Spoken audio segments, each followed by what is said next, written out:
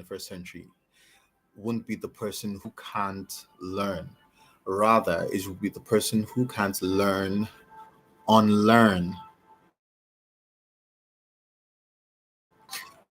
For you to unlearn something, it means that you have to take the information that you've had in the past and discount it. Now, that is not as easy as it seems, right? Because it means that for you to discount something you've learned in the past, you must understand that it does nothing for your present circumstance.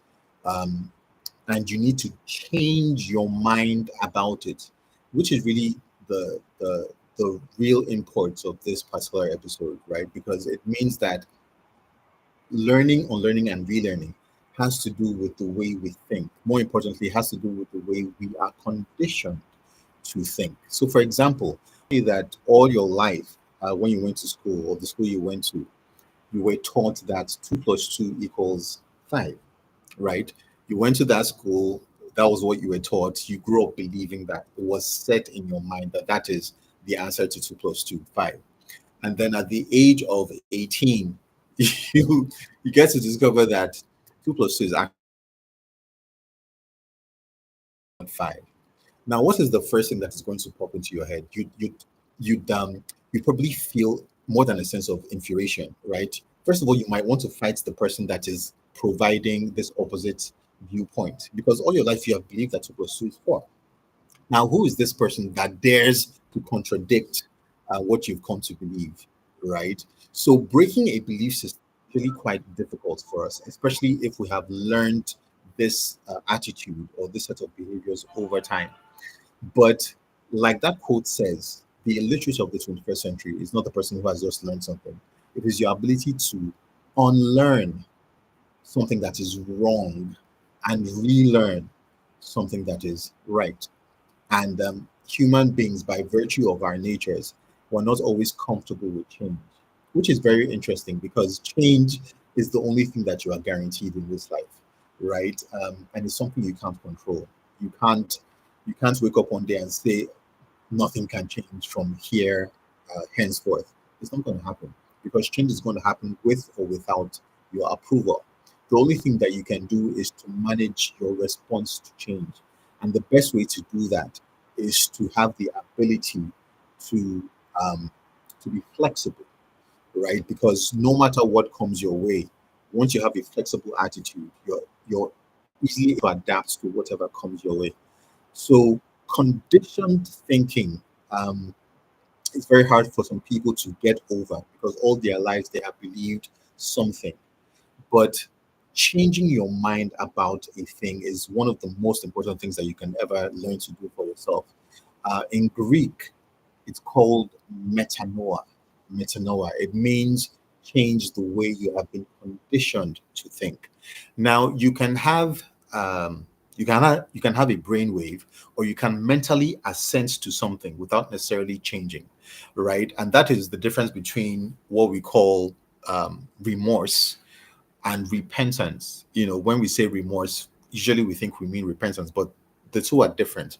Remorse means that you have been confronted with something that you've done, and you have an emotional response to it. You cry, or you snot is running down your nose and all of that. Oh, I'm never going to do it again, that sort of thing, right? But the next morning you've done the same thing. So you've had the emotional response to that thing without really changing. That's the difference between remorse and repentance. Repentance means to change your mind about a thing, right? And that means turning it's like a 180, right? Not a 360. A 360 will get you back to the same place. A 180 means that you're facing, or initially you faced something in this particular way, and then you turn around in the other direction because you are moving away from this viewpoint. So changing your mind is the most important thing. You can change your clothes, you can change your address, you can change your friends, you can change the people that you've gone through life with up till now. But if you can't change your mind, nothing is really going to happen, because eventually you're still going to repeat patterns. Because all your life, From the time you started to become conscious of yourself, you have developed patterns, and those patterns became embedded within you. The home you grew up in, the school you went to, the friends you hung out with, right? The things that you read, the movies you watched, the music you've listened to. All of those things have built a series of patterns in your mind, and essentially it's brought about a default pattern of thinking. So for you to change your mind, right, it means that you need to move away from default and look in another direction, especially when you've been confronted with the truth of what a thing is.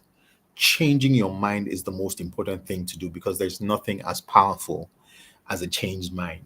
If you desire to move away from circumstances that have held you down in the past, if you want to move away from a poverty circumstance or scenario to one of wealth, it means that you need to change the way you think, because wealth is not really about the money that you get, it's about the way you think about the money that you get.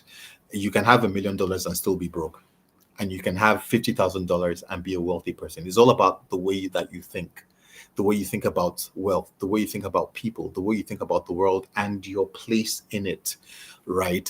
It's all about the way you think. Your attitude stems from the way you think.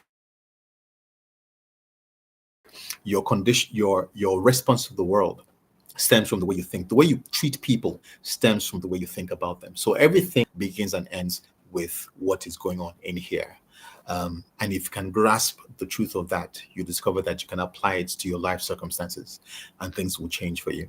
So I hope this helps somebody out there, and I'll see you very soon. Peace.